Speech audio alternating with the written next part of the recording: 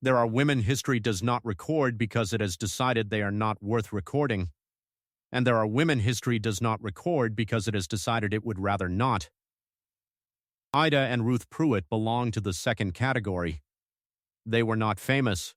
They were not tried. They were not driven from their county or hanged or committed to any institution that would have generated the paperwork that generates the record that generates the history. They lived in a hollow in Stone County, Missouri, in the southern Ozarks for the better part of 40 years. And they grew a garden that people in that hollow still talk about in the particular hushed, angled way that people talk about things they are not certain they should be talking about at all. The garden was remarkable. Everyone who ate from it said so. The soil was extraordinary. The yield was extraordinary. The things that grew in that garden grew in a way that people who had farmed the Ozarks their whole lives said was not natural to that ground, that the ground in that part of Stone County was thin and rocky and fought you every season, and that what Ida and Ruth grew in their garden was not the product of that ground. It was the product of what they put into that ground.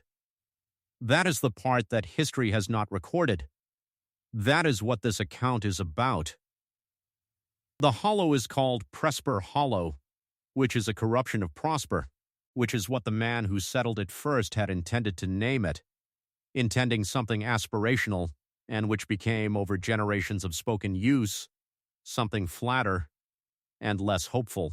Presper Hollow runs roughly north-south between two limestone ridges in the eastern part of Stone County, about 7 miles from the nearest town on roads that in the wet seasons of the year became more theory than practice. The creek that runs through it is a tributary of the James River, and it runs clear and cold in the winter and clear and shallow in the summer and floods in the spring in the specific way of Ozark Creek bottoms, coming up fast and going down fast, and leaving behind the particular deposit of dark silt that is the reason people settled creek bottoms in the first place. The hollow had at its peak in the 1880s and 1890s perhaps a dozen families, farmers mostly running small operations on the creek bottom land and the gentler slopes, keeping hogs and chickens and a few cattle and gardens that were the difference between enough and not enough. It was a community in the way that isolated rural communities are communities, not by choice, exactly, but by the logic of proximity and dependency. You knew your neighbors because you needed them and they needed you, and the knowing was sometimes pleasant and sometimes not. But it was always real. Ida and Ruth Pruitt had lived in the hollow since at least the mid-1870s. They appear in the 1880 census in a household with no male head, listed as sisters, ages given as 27 and 24.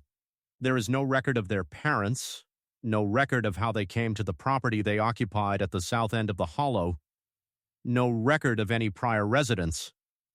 They were simply there. They had always, as far as the hollow's memory extended, been there.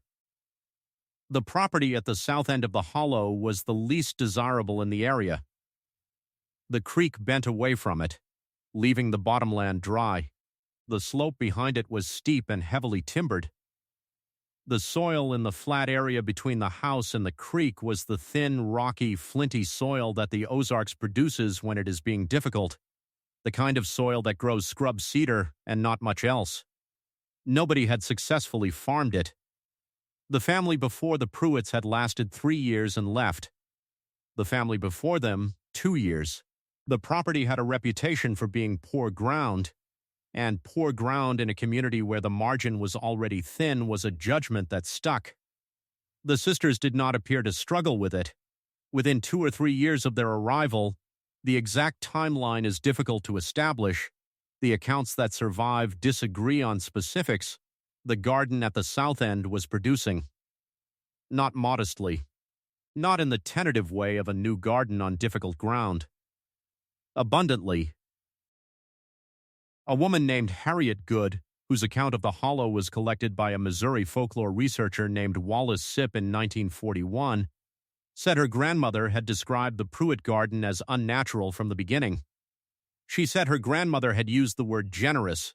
The garden was generous. that it gave more than the ground had any right to give, that the vegetables were large and dark and flavorful in a way that gardens on better ground in the hollow were not. She said her grandmother had eaten from that garden many times, as everyone in the hollow had, because the sisters shared what they grew, and what they grew was more than two women could use, and sharing food in a community where food was sometimes scarce was not something you turned down regardless of what you thought about the people offering it. She said her grandmother had been grateful for the food. She said her grandmother had also been afraid of the garden. She said these two things had coexisted for years, the way two things can coexist when necessity is on one side of the scale and unease is on the other, and unease, by itself, does not fill a stomach in November. The sisters themselves. Ida was the elder, by all accounts the more prominent of the two, the one who spoke when speaking was required, and who conducted the household's business with the community. She was described as tall, spare, and deliberate in the specific way of a person who has considered most situations before they arise. She was not unfriendly. She was not warm. She was, several accounts agree, precise.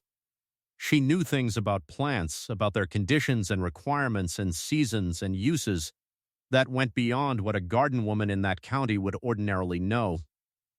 She spoke about soil with the specific vocabulary of someone who had studied it the way another person might study a language, learning its grammar from the inside.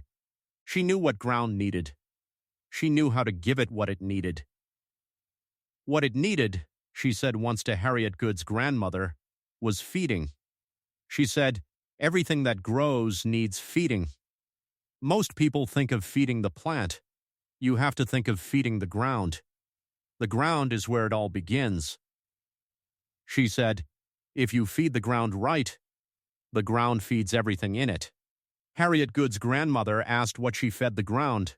She said Ida had smiled at her, which was not something Ida did often and which she said she had not liked, and said everything that can't use itself anymore. Ruth was quieter.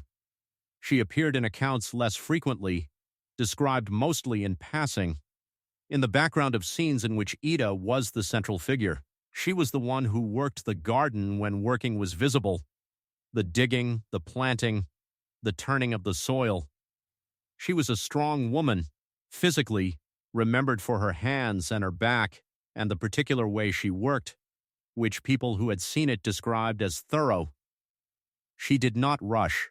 She turned the soil the way a person turns it when they have thought about what is underneath and what they are returning to it. Nobody described Ruth smiling.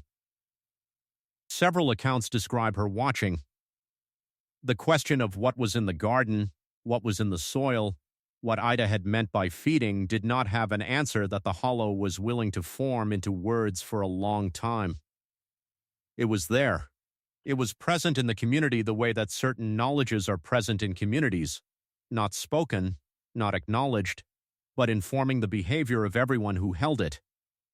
The way people in the hollow took food from the Pruitt garden when offered. The way they also did not visit the property at certain times of year. The way the children were kept away. The way certain questions were not asked. The knowledge was there.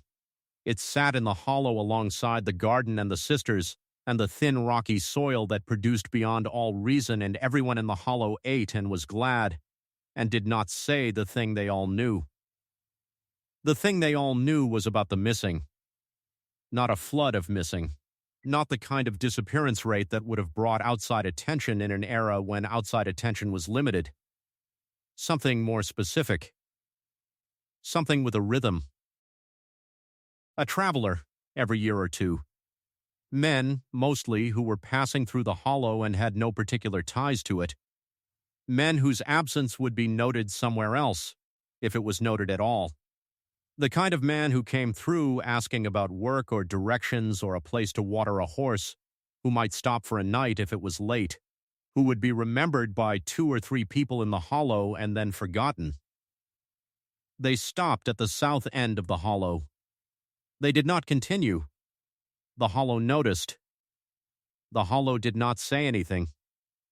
The garden was generous. The winter was long. and the soil at the south end was extraordinarily, inexplicably dark.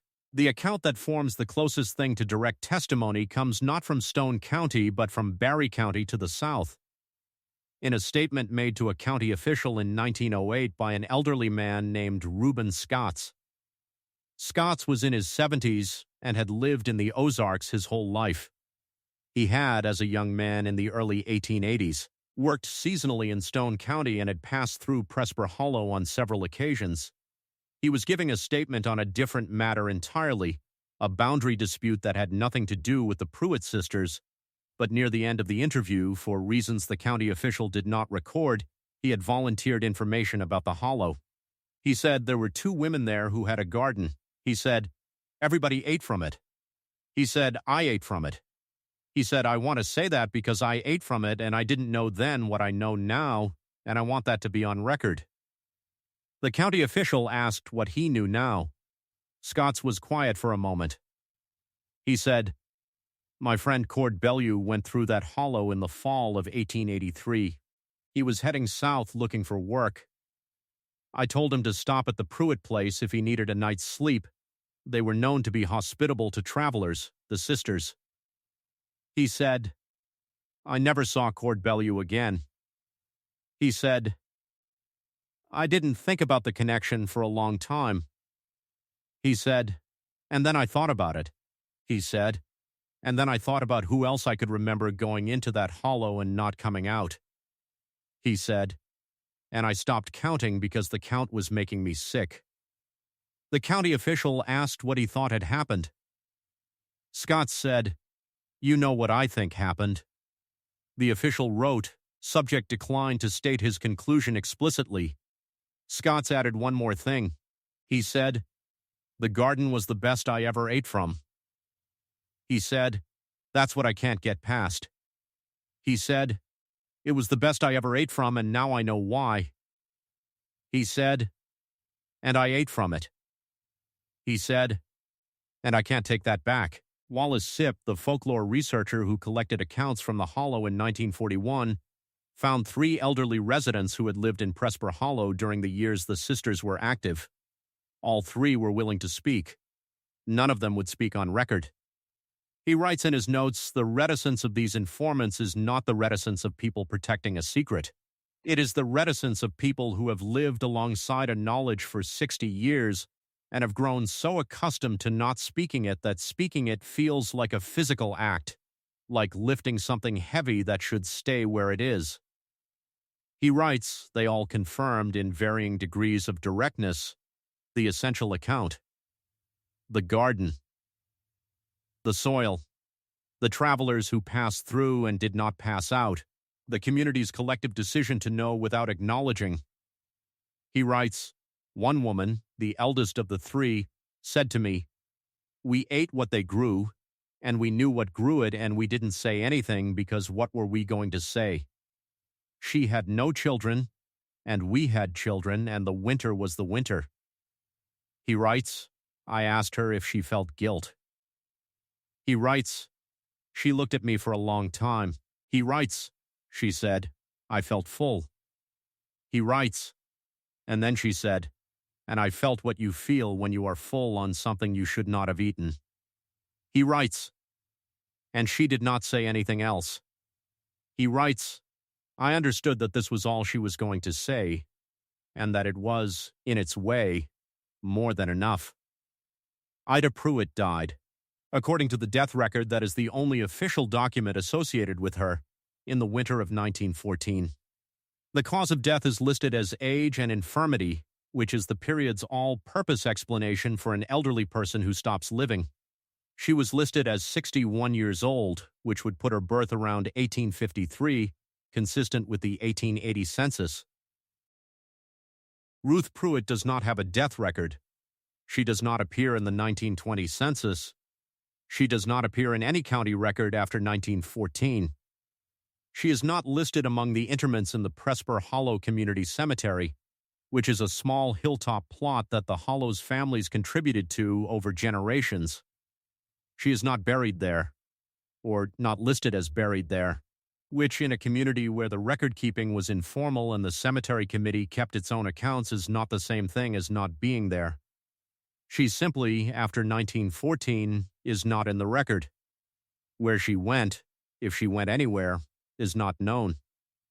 The property at the south end of the hollow passed to a distant cousin who sold it without visiting it. The garden went to ground. The house came down over decades, the way unoccupied houses in the Ozarks come down, taken slowly by the weather and the vegetation and the patient arithmetic of neglect. The soil is still there. The soil, SIP noted in 1941, was still dark, darker than the surrounding ground, the particular deep dark of soil that has been fed well and fed long and that holds what it has been given and gives back more. He wrote, I stood in what was the garden and looked at the ground and thought about what I had been told, and thought about the ground knowing what it knew and holding what it held. He wrote, it was good soil. He wrote, I could see why it grew what it grew. He wrote, I have not eaten from a garden since that I did not think about this. He wrote, I do not expect I ever will. The hollow is still there. Presper Hollow, with its limestone ridges and its cold creek and its thin rocky soil that fights you and its one exception, that dark patch at the south end where the soil is different. The people who live there now, the few families that remain, have heard pieces of the account the way people hear pieces of things in hollows that have long memories, incompletely at an angle, with the specific gaps that appear when a community has spent generations deciding what to hand forward and what to let fall away. What they have is mostly the garden, the sisters' garden that fed the whole hollow, that fed people through the hard winters. That was generous when nothing else was. That grew in soil that had no right to grow it. They have the garden. What they mostly do not have, what the generations of careful silence have mostly succeeded in taking away, is what was in the soil. What Ida meant when she said you feed the ground, what Ruth was putting back when she turned the earth with those strong hands, slowly, carefully, with the thoroughness of a woman returning something to its right place. What the travelers became, what Cord Bellu became, what all of them became in the dark soil in the south end of the hollow, in the garden that was too generous for the ground it grew in. They became the ground, and the ground grew, and the hollow ate, and the hollow did not say what it was eating, because the winter was the winter, and the children were hungry, and the garden was generous. And some things you eat because you have to, and some things you know and do not say, and some things you carry for 60 years in the particular silence of people who have eaten what they should not have eaten and cannot take it back. And the soil is still dark, down at the south end, where the garden was, where it is still generous, where it still remembers everything it was given, and holds it, and does not let it go. Thank you for staying until the end. Stone County, Missouri in the 1880s and 1890s was a community living close to the margin, where food was not abstract and hunger was not metaphor, and the distance between enough and not enough was a real and annual negotiation. The Pruitt sisters exist in the margins of that history, in collected folklore, in the records of researchers who went to hollows like Presper in the 20th century and sat with elderly people who had decided finally that they could say some of it. Reuben Scotts made a statement in 1908 because he could not stop counting. The woman who spoke to Wallace Sipp said, I felt full. Both of those things are true. Both of them are terrible. Sleep well.